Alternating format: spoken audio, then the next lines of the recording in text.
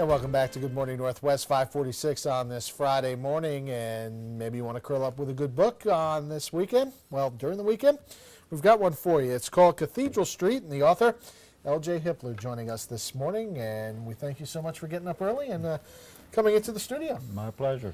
Now, you worked at Hanford. You've lived in the area for about 15 years. You retired, and you wrote a book. Is that something you've always wanted to do? Or? It's something I've been doing, I guess, since I was 11 years old. I think when I was 11, I used to make up stories and use the other kids in the neighborhood as characters. And in a way, I'm still doing the same thing. You know. This is the first book you've actually published. It's the first actual first novel, book, and yeah.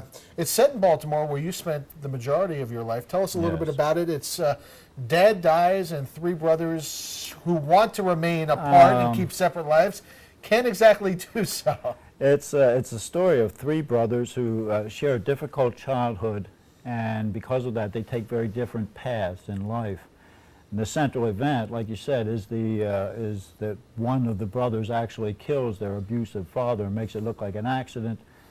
The central question that keeps coming up after that is, was he justified? All right, so it's everything, all the lives kind of weave in and out of each other. When you sit down to do something like this, like you mentioned, you've been writing since you were 11 years old. Do you have to go step by step, or does the enormity of the project kind of overwhelm you a little bit? You know, how do you approach something like that? When I started writing a novel, to be honest, I had no idea how hard it was. It took me about 2 years to do, and I think it was Tom Clancy that said finishing a novel is the equivalent of sailing single-handed around the world, and that's a very good analogy. It's very close to that.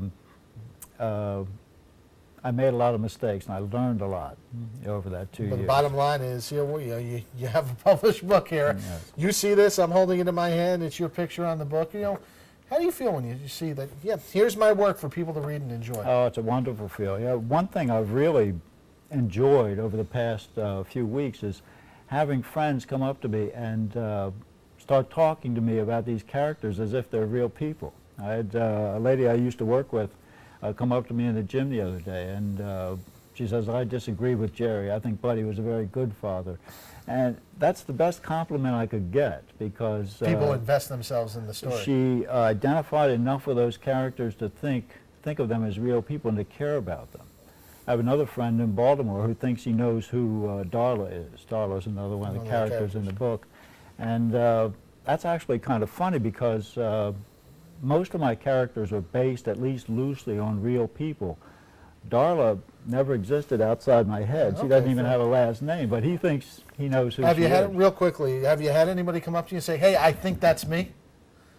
Not yet. Not yet. No. All right. We should let people know that the book is available on Amazon.com. Where else is it available? It's on Amazon.com. You can get it on my site, which is cathedralstreet.net. And quite a few people locally have picked it up at the Bookworm on the Parkway in Richland. All right. So you know what? We'll put a news link up for you, cathedralstreet.net, on our websites, CapTV or KVUTV.com. L J Hippler, Cathedral Street.